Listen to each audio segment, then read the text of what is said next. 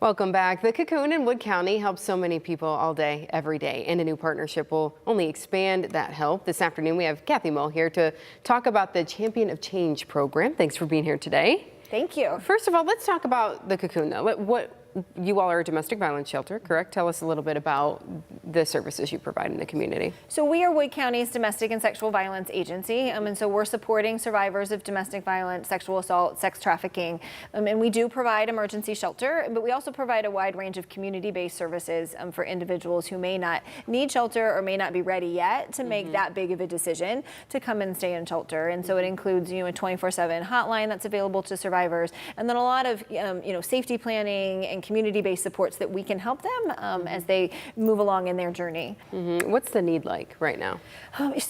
We last year served 938 survivors of domestic and sexual violence, and so we know that those are individuals that are right here in our own community.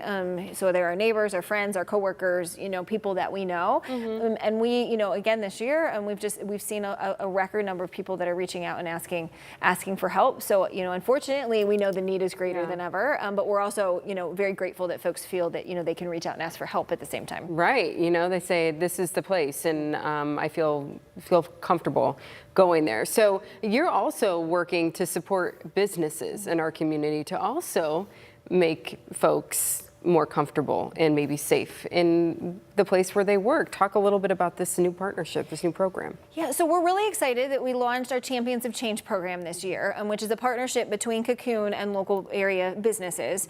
And our goal is that, as I mentioned earlier, those 938 people that are receiving services from us, most of them are employed somewhere. Yep. And so we know that when you think about 1 in 4 individuals experience domestic violence in their lifetime, that those folks are in our local businesses. Sure. And so we wanted to be able to create an opportunity where businesses could support survivors, knowing that those individuals are working in their business, and then also give them an opportunity to really be able to go above and beyond to say, we're going to create a culture of safety, and we're going to create a safe place where if survivors can feel comfortable reaching out, and then we can be another opportunity to connect them to the resources and the help that they need.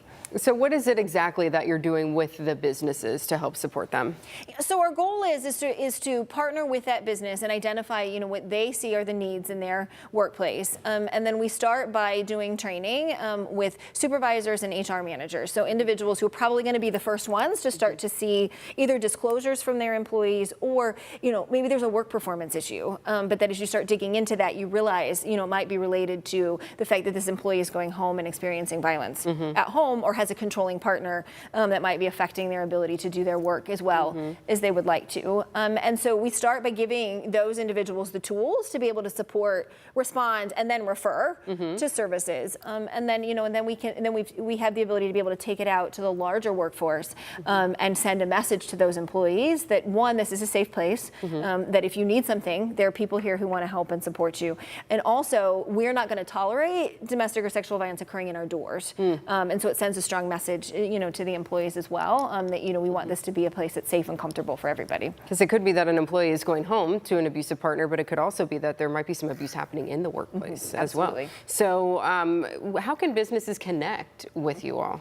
So we have information on our website, which is really easy. It's just thecocoon.org, and there's a lot of information that explains the program, and then also ways that we can partner together. And there's a link that you can connect to get access to more information about the program, or you can call 419-373-1730, which is our office number, and get connected that way to talk to somebody in person, where we can start setting up what that process would look like. And you did this as a pilot last year. How well did that go? Yeah, we were very successful. We were able to pilot it with 2 local businesses in our community who had said it just really transformed the way that they're able to support their employees in the workplace. One business in particular, we were able to really work with them for 9 months to really create an opportunity for them to feel like they had the skills and the knowledge to be able to support their employees. And we had a little sort of internal joke in our office, is that now when you go in there, all you see is Cocoon purple everywhere, right? And so, but it's very clear, right? Yes. Like, this is something we take very seriously, and we want to be able to make sure that you have all of the resources and the support that you need.